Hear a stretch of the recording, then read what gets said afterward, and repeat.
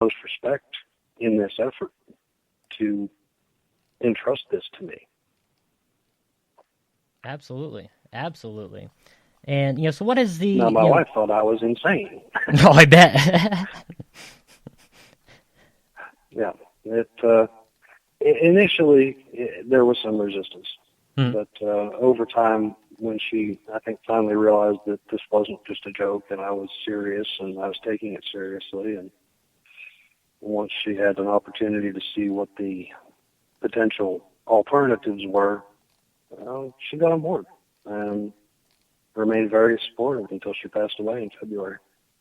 Absolutely sorry, for your loss. That's obviously nothing that, is easy to deal with. And, I think that having, this mission and everything behind you would assist you in that. So this mountain we're climbing here, and, we've talked about the pushback, and the resistance from, call it the mainstream, whatever. How has the response been for you? I mean, you're out there talking to folks, and what kind of feedback are you getting? Positive. Always positive. Yeah. I mean, there's initial resistance from a lot of people because there's fear. Mm-hmm. There's fear of... The thing that I hear most commonly is that, if anybody votes for me, it's going to ensure that Hillary Clinton wins the presidency. No. First of all, as a centrist political party, I have a pretty good feel for who our followership is. Mm-hmm. And I can tell you definitively that we are pulling from both parties. We're getting moderate Democrats who do not agree with where the Democrat Party has gone in recent years, but are morally opposed to the Republican Party. We're getting more moderate Republicans. We're getting a lot of disillusioned conservatives. We're getting a lot of independent voters who really, like us, do not feel represented by the major parties anymore. Don't identify with either one of them. Mm.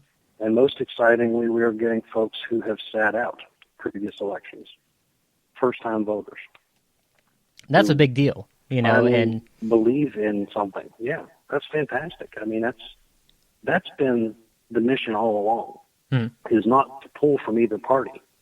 If you look at the numbers of the 2012 presidential election, there were 219 million Americans of legal voting age that could have voted in that election. Barack Obama took just under 66 million votes. Mitt Romney got just under 61 million votes. The remaining 92 million Americans who could have voted in that election skipped it. That's unbelievable. That's what I'm talking to. The mandate in this country was neither Mitt Romney nor Barack Obama. The mandate was no. Mm-hmm. Yeah, and I think that's actually grown. When I talk to folks, and I talk a lot of politics here on the show, and there's so many people out there who are just sick of the same old same, and they're desperate for real change, not change for the sake of change or as a catchphrase, right, but for actual change. The lesser of two evils isn't good enough anymore. Mm-hmm. This country deserves better than evil. So we're offering something better.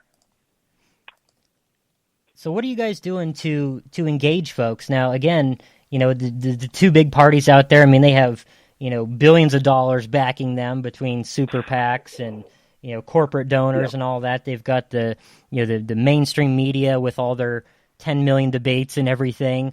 What are you guys doing to get the word out? Well, we're very active on social media. It gives us the opportunity to interact with people one-on-one. I opened my campaign page on Facebook on August 15th, the day I received the nomination. And it has been a 24/7, 365 town hall, as far as I'm concerned, from that day forward. I answer questions. Mm-hmm. If people have questions, they can come there. They can ask me directly. I'll answer any question you've got. I'm an open book. I got nothing to hide. And I really believe that between the proposals the Veterans Party of America has put forth and the things that I would like to see done from the presidency, from the executive branch, we can do a lot of good, and we can really turn this country around quickly. I truly believe that, and again, it's this belief of mine, and I talk about all the time that truly our community is what is needed to turn things around. And again, do the mainstream candidates offer that? That's for the voters to decide. But let's talk about some of the big issues. When you're out there, talking to folks, what are the key issues that people are bringing up to you? I talked with Deacon about this, and he mentioned, the big one that a lot of people are worried about is the economy. What kind of issues are people hitting you with? The same. I mean, it's a broad spectrum. Everybody's got their own concerns, but the economy is certainly a big concern right now. Immigration is a big concern. Mm-hmm. I mean, people want to be fair and people want to be, generous, but there's a lot of fear about the people that are just wandering into this country unchecked. Absolutely. And that is absolutely a federal responsibility. The federal government's main responsibility is the security of the nation, and border security and immigration control is part of that. Yeah, and you're hitting on one of my big issues is immigration, and the mainstream candidates they're all over the map on this thing. From bring everybody in to closing everything down. Where do you fall on this, and how would you fix the broken immigration system in this country? Well, ironically, as a centrist candidate, I fall right in the middle. I'm not a proponent of throwing up a sealed wall and isolating ourselves from the rest of the country. That's absurd, or the rest of the world, rather. It sounds good to people who are scared. Well, we're just going to build a wall and we're going to charge Mexico. That's absurd. Mexico's not going to pay for it, and that's not a thing that can even be accomplished in 4 years. What we can do is restore the wall that used to be there before budget cuts and executive actions eroded it, and that is the United States Border Patrol. Mm-hmm. To make that a more robust force and empower those guys to do their jobs. And that can be done from the executive branch easily. Now, yeah, I mean, I think it is it's definitely something that has to be looked at with, the Border Patrol themselves. I mean, they're so demoralized right now. It's practically a catch and release type system, and that's absolutely something that we have to address. Now, what about the folks who are coming here legally? I know a lot of amazing folks who come here legally, and it takes years, decades sometimes, and thousands of dollars. How do we address that so it's not so much of an incentive to just, hey, I can skip that and mosey across the border?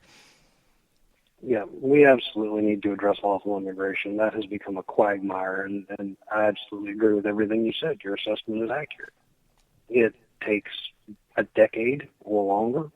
It costs thousands and thousands of dollars for people who probably don't have those resources. Mm-hmm.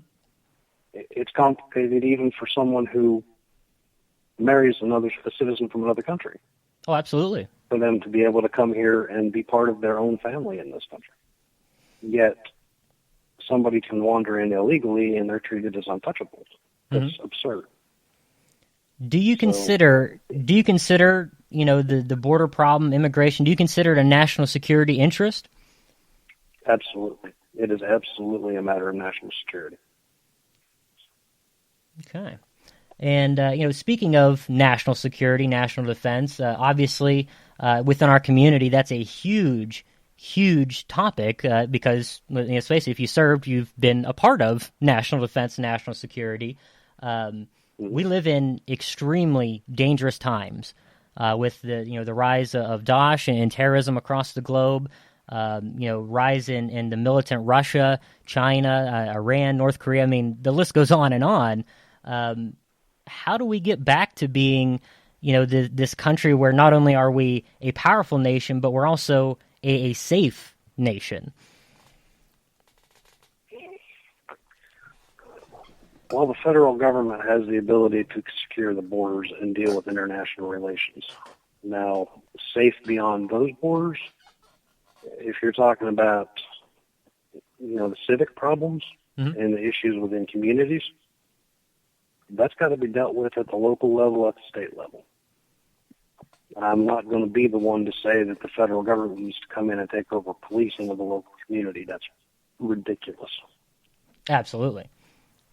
And it is the responsibility of that community to police itself, and it's responsibility of that community's leadership to ensure that occurs. And if it doesn't occur, then you need to elect people who will do that, who will make your community safe. I'm glad you mentioned, community rights, states' rights in particular, because I think that's one area of the Constitution that's been, so watered down. It's almost a forgotten point anymore. That basically, the founders of this country, they had a strong belief in states' rights versus this massive, bloated federal government that we see today. That's absolutely right.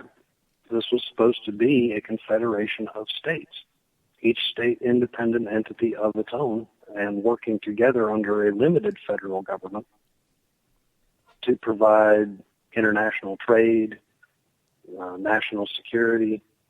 It was never intended to become this giant bloated thing that it is now, where, the states are almost in a situation or a position of servitude to the federal government. That's completely reverse of the way that it is supposed to work. I mean, that is why you elect state representatives. Right. Not so that they can go off to Washington, D.C. and make more laws to make your state more beholden to the federal government. Boy, it sure seems that way, doesn't it? I mean, it always seems like... Well, that's the way that it was set up. That's the way it was supposed to work. Right.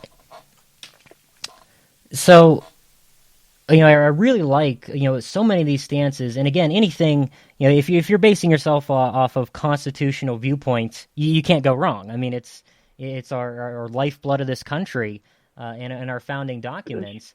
And one of the big things that has been a massive issue both with our community and our society as a whole is, let's face it, our current involvement in different campaigns. The war in Iraq, the war in Afghanistan, this fight against terrorism, all of that.